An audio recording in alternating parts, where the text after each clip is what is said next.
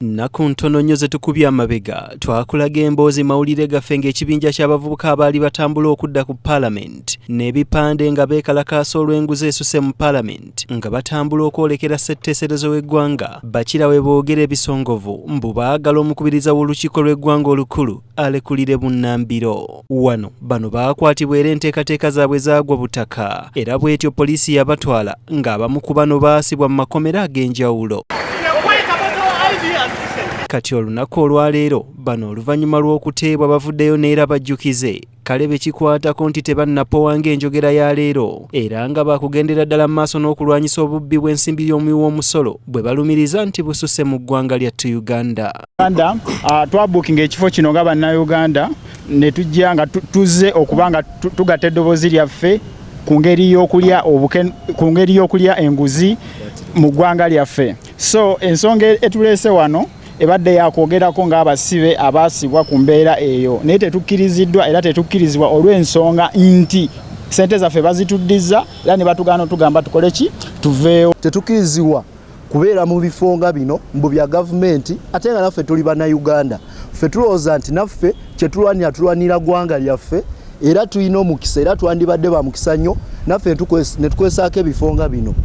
Olwaleero batuddiziza ne ssente zaffe mbu tetulina kukolera wano eno press conference yaffe ate nga waliwo ensonga ze bazze batuteekako ze tubadde twagala okunnyonnyola abantu ne bye twayitamu mu kkomera embeera nga weeyimiridde naye batumye omukisa ogwo naye no si y'enkomerero kubanga tugenda kuddamu tutegeke olukungaana lw'abannamawulire olulala era tugezeeko okunnyonnyola abantu embeera nga weeri. Bano we babadde bategese okukuba olukuŋŋaana bannyini kifo babaganye era bagamba tebafunye lukusa okuva ku poliisi mbu olukuŋŋaana terubadde mu mateeka wabula nga kino tekirobedde bano kugenda mu maaso na nteekateeka zaabwe. 600 billions are lost in corruption. The taxes we are paying, they are not doing the work we are expecting them to do. Rather, money is swindled by individuals to buy themselves nice cars, to build themselves very big houses, yet majority of the Ugandans even lack what to eat or where to sleep. So we are calling upon all Ugandans. Mu kwogera naffe bano batutegeezezza ezimu ku nsonga ezisinga okubalumya emitwe wabula ng'ate abakulu mu gavumenti kale ensonga z'enguzi bazikutte kasoobo nga n'abamu ku babulankanya ensimbi bakyayinaayina mu ggwanga. Vice President agenda atya ku nsi endala n'atambulira ku luguudo nga gwe jeno otambulidde mu nnyonyi kitegeeza ki? Enguzi etandikira waabwe yennyini. Kuno yavayo n'asaba simanyi omu ku ba MP okuba ali mu Puma nti bamute ate nga muli wanguze kitegeeza ki? Naye agiwagira. Nze nebaza abakulembeze avuddeyo ne bagiwakanya abamu mubirabye nti Parliament ebakuuma abali b'enguzi. Bano newankubadde nga babadde bakyalina okutya okw'amaanyi nti obaolyawo poliisi yandiddamu nate okubakwata olumaze okwogerako eri bannamawulire kale basazeewo baddemu nate okukwata ebipande okulaga obutali bumativu baabwe nga batambula okugezaako okuggusa ensonga yaabwe nti bakyagiriko bulungi.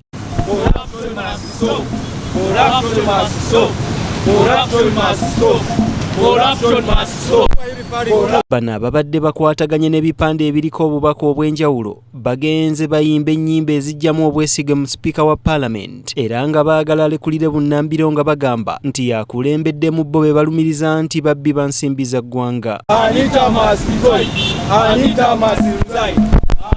Bano olutambuddeko akatemerero wano na wali bazinzeeko ebipande byabwe bwe batyo buli omu n'akwatagaga era nga batusuubiza okuddamu okkuba olukuŋŋaana olulala mu bwangu nate nga baakwogerako ku nsonga y'enguzi mu ggwanga lino. These guys are taking a lot of money, not the service delivery. We are tired of corruption. Anita must resign. And we are saying no to regional parliament. Gulu, we are coming. Anita must resign. Kasese y'emu ku disitulikiti ezirina ebyobugagga eby'omutaka bingi ng'era singa bibadde bifiibwako abantu bangi abandi badde balina emirimu nga kussa n'okuyambako mu nkulaakulana wabula kino kyandikoma mu lufumo kubanga abatuuze b'eno abasinga bakeera kulera ngalo olw'obutaba nawe bakakkalabiza mirimu. Abavubuka b'e Kasese wadde nga baagala nnyo okunoonya ejjamba wabula abasinga tebalinawo akukolera anti kampuni ezisinga zaggalwawo nga zino ze zimu ku zandibawadde emirimu. In 1977, it was employing 6,000 people, meaning that by today it would have increased and improved on the employment. People who are getting salary or some form of pay out of what they do, we may be at around 55%. And the majority of the people who are not employed are the youth. Okusinziira ku Muhindi Elifaz, ssentebe wa disitulikiti y'e Kasese, akasizanga ekisaawe ky'emirimu bwe kijjuddemu obukunizo nga kale singa amakolero gano gavumenti ekkiriza neddamu okugaggulawo osanga kyanditangira ebbula ly'emirimu naddala mu kitundu kyabwe. Liberalization of education in Uganda created by NRM. Many institutions have come up, government owned, that is public and private, and there are universities everywhere. So every year we graduate so many. Because once you have the skill and you put it into practice, you will begin generating money and you will have created a job for yourself. We want to run away from job seekers to job creators. Wabula ne Chance Kahindo yegasse ku batuuze okukubira gavumenti omulango ogutakungula okubataasa. Alone, it was closed, it's now defunct. Kilembe is defunct. Katwe is defunct. The Tafmark is no longer there. So what do you talk of when you talk of unemployment in Kasese? All that would have employed the youth in Kasese was closed. Okusinziira ku bakulembeze, kampuni zino nsaale nnyo mu kuwa enkumi n'enkumi z'abavubuka emirimu kubanga bangi obuyigirize bwabwe butono. The rate of unemployment in the municipality and the other towns as well as the whole district is high. It is very high. Ye kamisona wa district eno, Lieutenant Joe Lusimbi, akyalina obwesige nti ezimu ku kampuni zino za kuggula era ebbula mirimu liyinza okukendeera. What I know that on Kirembe Miners, we are soon getting an investor to run it. That's one people should be patient and wait and see.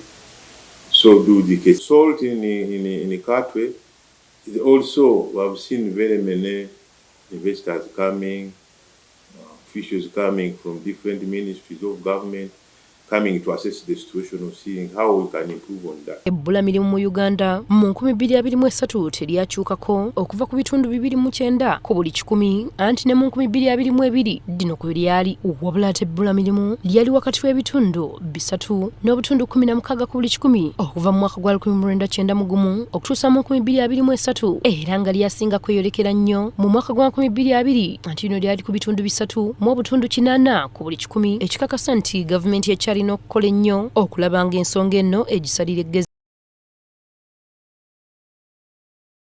Tinkijompo kutukinene chikasasiro irachira tukutuafutinga ya mutino kule hinemo tukazirisho vaneza suja vaneza nezanga zirashunya ichi zirashwe ikintu ko kirachi tukabize kikanyire mgenu kituma njompo twagira ikintu kona tujyaci no kuba tujyanko tuhamye kumva twino kubire turachibasa no kubire turachemera kujyanaga nigo matware giti tutine na icyoza icyo kiratindanya mire kabireba byona twerarikirire abwo kuba ukirashume ni kishoka ife kuyona ne kutomugano niba ari kwepakisa nabe motoka bagyasi babemerire kumara nkenyeze ibiri we kirashume kika. This place is older than these homes around. The place was approved by NEMA because there were no homes around. But when we started using it after 10 years, we saw people trying to buy, bought land around the site and started putting up structures and homes. And of recent, as you can see, there are a lot of things, bad things which come from here. We have flies, we have rats, we have the bad smells, and eventually they affect the residents around. So we are hoping, or we are planning, to buy land which is bigger than this, so that we start using that land which is a bit far from even town. You can see people have already settled around this ground, so we need to move away. In a convention, ABO Convention 2024 is strictly okujja okusomesa ba ring officials, mainly kusomesa ring officials, but judges no kubeera ne title fight in Uganda. The last time we had it about 3 years ago, so okujifuna mu nsi endala za Africa kituwa mileage especially through tourism. Kyokubiri endolito zibaddewo naddala mu profession ne amateur ndoza buli muntu alina okumanya kyalina okukola simple. Era nja kwebaza President Muhangi okujja mu lukiiko lwaffe ya ABU convention kitegeeza akkiriza UPBC weeri. Toka kya byonna so kuyita bukuubagano naye just butategeeragana bulungi because abantu abali mu professional boxing abasinga twemanyiyo ne personal level bamutuwangadde nabebbanga ddene Moso ne Salimu Bulo oyo nga mbagambye almost since 2006 tubadde ffenna naye just ntoluusi tufunamu differences mu ntegeera y'ebintu kati ezo differences nezirowoozesa abantu tewaliwo ki waliwo obutakkaanya so ekirungi nti time bwejja etambula mujja abantu bagonda mitima bajja bongera okutegeera ekigenda mu maaso because ojjukira many years ago nga wadi professional boxing owa open boxing tebamukiza kolaki kulinnyawo vice versa ojjukira nga tutandika Champions League omuguwa ogwaliwo temujja biteekayo tujja biteekayo eventually nti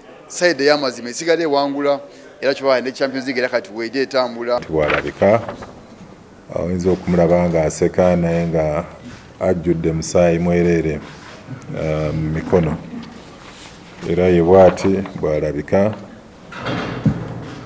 tulina ne density ye ayina myaka 38. Tabula Lujja Bosa nga ye mutwe omukulu mu kutemula lw'omwa Engineer Daniel Bosa akwatiddwa. Tabula ono akwatiddwa ekitongole kya Crime Intelligence ekikulirwa Brigadier Christopher Damulira nga bamukukunudde ku kyalo Kimerike Namulonge eyo mu Busukuma. Tabula ono abadde awenjezebwa buyiso ab'ebitongole ebyokwerinda awere ennembe n'emisango okuviira ddala Engineer Bosa lwe yatemulwa. Kinajjukira nti Mugulansigo w'omwaka guno eyali omwogezi wa Police Fred Enanga yategeeza nga Tabula ono bwe baali bamutaddeko ensimbi za kuno obukadde 10 eri oyo yenna ayinza okubanga amukubyeko eky'omulubaale. Tutaddewo akasiimo ak'obukadde 10 ez'empeke ate nga zigwirawo eri oyo yenna asobola okutuwa amawulire agasobola okututuusa ku Mwami Lujja Bosa Tabula. Kino tekyamala era waayita bbanga lya ssabbiiti emu yokka eyali Ssekama wa Police Fred Enanga yakomawo n'ategeeza nga bwe bakubisizza mu nsimbi zino mirundi 2 okutuukira ddala ku bukadde 2 eri oyo yonna anaaba alabye ku muntu ono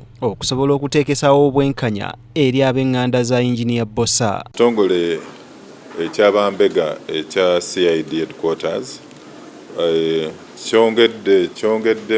kyongedde essente ez'akasiimo nga zivudde ku bukadde 10 ne bugendera ddala ku bukadde 20.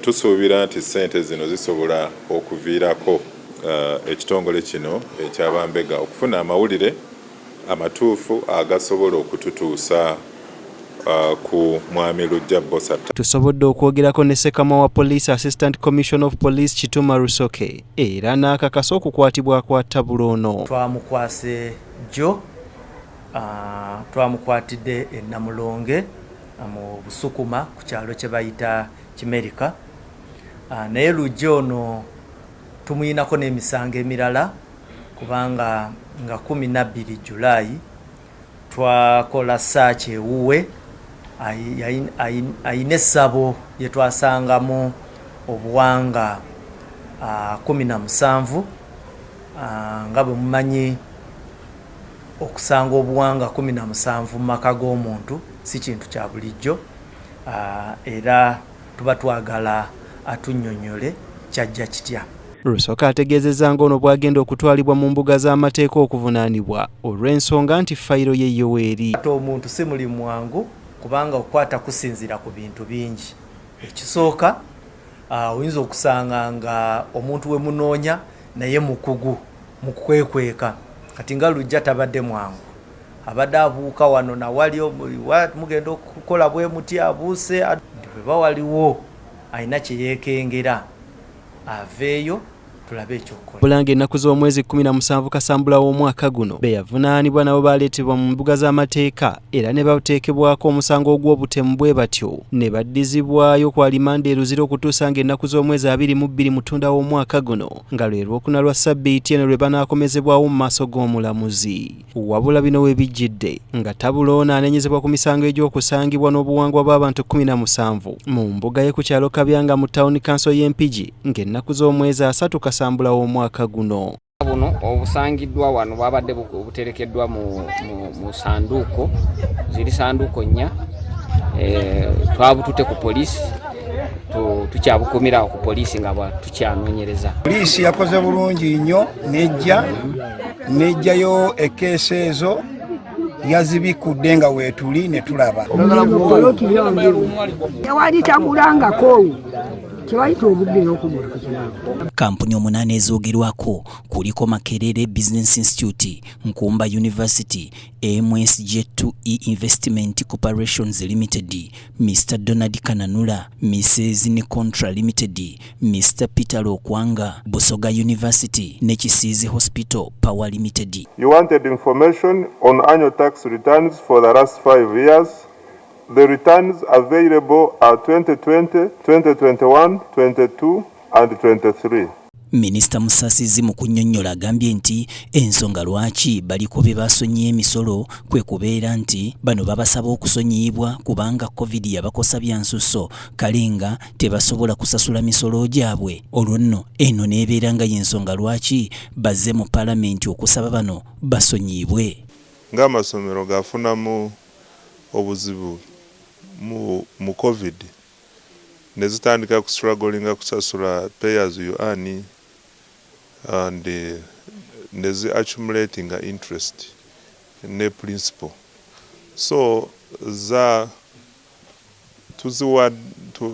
tusaba nti tuziwe waiver kyetuyita waiver tulina okufuna approval ya Parliament. Yesonga ndese wano ku defending position yaffe request yaffe okuwa waiver companies 8 ezirina obuzibu mu kusasula emisolo. Omubaka Ssemujjunganda yennyamidde olwa Minisita Kasayija okuwandiikira Paalamenti nti waliwo amakampuni wamu n'abantu ba bulijjo abeetaaga okusonyiyibwa omusolo ate nga bano babadde nga bakola ssente. Mu abo mulimu kampani ya Jet2 ne bagamba nti eyo ezimba barracks ekaweeweeta nawa nti naye balwawo gisasula kati tugisasulire omusolo kubanga ena interest. Ekyewuunyisa UPDF bagiwadde kati n'okola enguudo ezimba ebisaawe n'ebizimbe nti naye ate eyo barracks zaayo waliwo kampani eyo Jet2 emu bweti yokayo ekola omulimu kuzimba bintu by'amagye. Tubabuuza nannyini wayo yani tebamwogera, yatandika ddi teboogera. Kakati ate bagirese mu Paalamenti bane mugisonyiwa omusolo ffe twalwawo gisasula sente zaayo zeyazimbira ekaweeweeta. Ssemujju yeekengedde olw'ekyeya Uganda kyeyolekedde mu nsolooza y'omusolo singa abantu banagenda mu maaso nga basonyiyibwa omusolo mu ngeri ey'ekyonoonero. Ebintu bibiri oli byateekwa okutunuulira wano. Omwaka ogujja tugenda kusolooza omusolo gwa trillion 31 naye nga tulina budget ya trillion 7.2. Gavumenti esobola kufuna musolo okutambuza Uganda naye ate tuwadde olukalala lwabo bye tuba tusonyiwa omusolo. Ono agamba nti okusinziira kwa lipoota ya Ssaababalirizi wa gavumenti, Uganda efiirwa busanga ng'eyita mu kusonyiwa emisolo. Bw'osoma lipooti ya Auditor General yasembayo tuwa December 12, 2023, Auditor General ng'agamba nti Uganda yafiirwa ssente ezisukka trillion namba mu kusonyiwa emisolo naye ng'abantu be basonyiwa emisolo ensonga ze baawa okufunira abantu emirimu okwongera ebyenfuna bya Uganda kweza ensonga teriyo n'emu gye baatuukirizanga gamulekera okusonyiwa abantu emisolo. Y'omubaka w'ekibuga Mbale Karim Masaba akukkulumye olw'engeri abantu bano gye basonyiyibwamu emisolo etali nnuŋŋamu. Tugamba nti omuntu oyagalamu exempting emisolo kuba mulwadde. Abannayuganda bameka abalwadde eyo? kumpi Uganda yonna kati awo jabba otusonyiwa emisolo kuba buli omu mulwadde abantu balina diabetes balina cancer balina ki so eno si justification okuba nti owa omuntu exemption eno ogamba nti omuntu ali highly indebted fenna tulina amabanja buli omu astrugglinga n'amabanja okusasula it's about financial discipline naye omuntu otugambye alina ebizimbe mu Kampala na Mirembe Road William Street naye ogambe nti bamubanja milioni 600 ali highly indebted so fe wano tulaba nti tetuli bamative. Ssentebe w'akakiiko kano ak'ebyensimbi mu Paalamenti Amos Kanaula agambye nti kyetaagisa nnyo n'ekitongole ekiwooza ky'omusolo okubeera ekisaale wakati mu nsonga zino kisobola okwanukula ebibuuzo ebimu. Bazadde bagamba buli kampuni gye baleeta nga baagala tubasonyiwa omusolo kiba kirungi URA ejje ne audited accounts oba accounts eziraga nti bazeekenneenya ne baze auditinga nti weewaawo transactions ze bakola gwe musolo ogubanjibwa ebyo biba tebiriiwo kiba kizibu ffe okukola ki okusalawo oba tugiweereza exemption oba nedda. Omusolo y'entabiro y'enkulaakulana y'eggwanga era ng'eggwanga eritavaamu musolo mulungi mwana wattu enkulaakulana ebeera ya lusuluuju. Kinajjukirwa nti amakampuni mangi nnyo wamu n'abantu ssekinnoomu abaakosebwa ekirwadde kya COVID-19 wabula ng'omusolo baagenda mu maaso n'okugusasula.